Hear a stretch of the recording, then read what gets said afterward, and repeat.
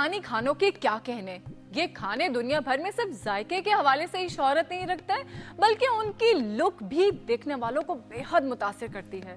अगर फ्योनों की मिसाल ही लें तो इसका जायका लाजवाब होता ही है, उसकी शेप भी निराली होती है।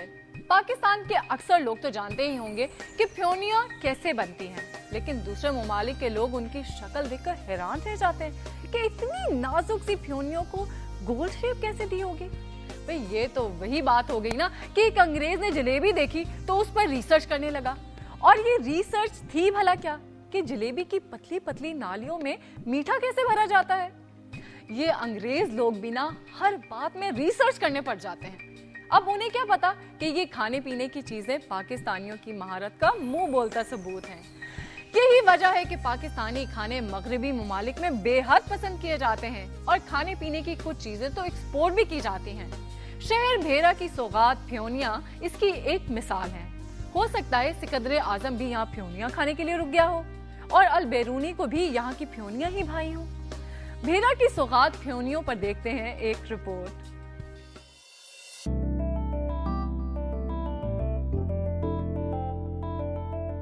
तहसील भलवाल के शहर भेरा की सौगात फ्योनिया अंदरूने मुल्क के अलावा बैरून ममालिक भी मशहूर हैं।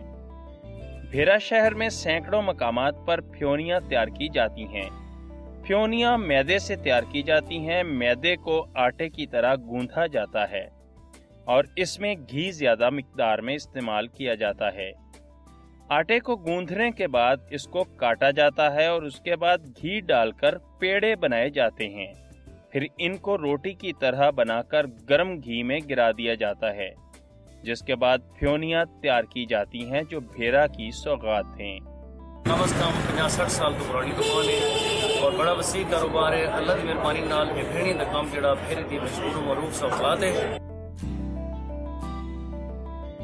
मेरी जनाब माह रमजानों में बन्नू में जाती हैं, और मियाँ वाली कालाबाग गुजरात से किलो थोक में हम दे रहे हैं 100 रुपये में, और परचून दे रहे हैं 120 में। ये सब महंगाई बड़ी है, बहुत ज़बरदस्त महंगाई का सामना करना पे पाਉਂਦਾ। इस हालात दे विच, इस गर्मी दे विच अग दे उत्ते सड़न कोई एडा सौखा काम नहीं है।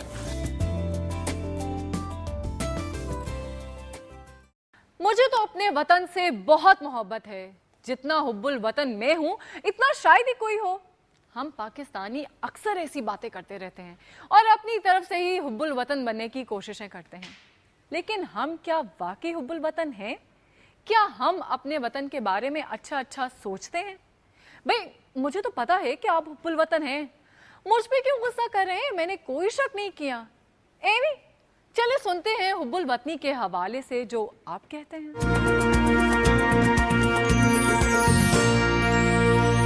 हुब जो है मोहब्बत, तो वतन से मोहब्बत तो मेरा ख्याल है जानवर चुरिंद परिंद हर एक करता है। लेकिन अगर कौम को देखा जाए, पाकिस्तान को देखा जाए, अभी फ्लड देखे आया था, लास्ट ईयर्स में फ्लड आया था।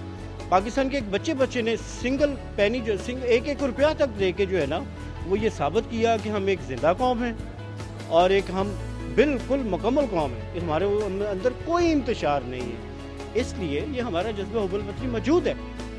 मेरा ज़ाती ख्याल है कि ये जज्बा मौजूद तो है, लेकिन चूंकि कुछ लोग इस तरह से अपने मसाइल का शिकार हो गए हैं और इस तरह से वो कोई जो आपकी सियासी सूरत हाल है तो उसकी वजह से दिलचस्पी नहीं लेते मुल्की मामलात में।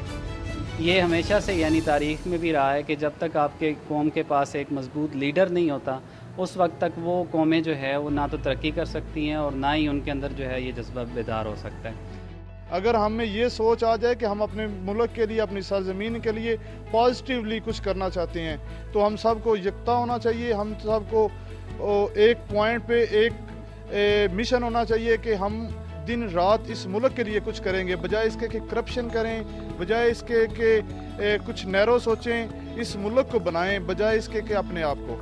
जज्बा हुब्बुल वतनी हमारे यहाँ इसका पिछले 63-64 साल दौर के अंदर हमें कहीं पर भी नज़र नहीं आता, और उसकी बुनियादी वजह यही है कि हमारा यहाँ पर सोसाइटी में रहने वाला तबका, चाहे उसका ताल्लुक एलीट क्लास से है, तो एलीट क्लास तो अपने मुफादात की जंग लड़ती हुई नज़र आ रही है, और मिडल मैन जो है वो रोज़ बरोज़ बिस्तरा है और जो बहुत बड़ा हमारा जो पुअर क्लास तबका है, वो पुअर क्लास तबका अपने मसाइल से निकलेगा तो फिर उसकी ये तवज्जो बढ़ेगी कि वो अपनी सोसाइटी को कुछ टाइम दे सके, अपनी सोसाइटी के मसाइल हैं उनको हल करने की आगे तक बढ़ सके।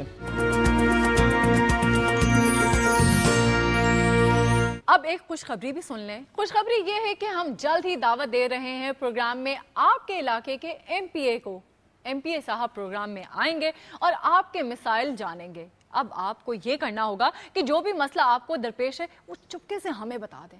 जब एमपीए साहब प्रोग्राम में आएंगे तो हम उन्हें बताएंगे कि जनाब आपके इलाके के लोगों को ये मसला है। अब आपको क्या मसला है ये तो आपने ही हमें बताना है ना, तो आप खत के जरिए बता दें या ईमेल कर दें, नहीं तो फिर मोबाइल पर ही मैसेज कर दें, भाई आपकी मर्जी है। और इसी खुशखबरी के साथ लेते हैं एक छोटी सी ब्रेक, मिलते हैं ब्रेक के बाद।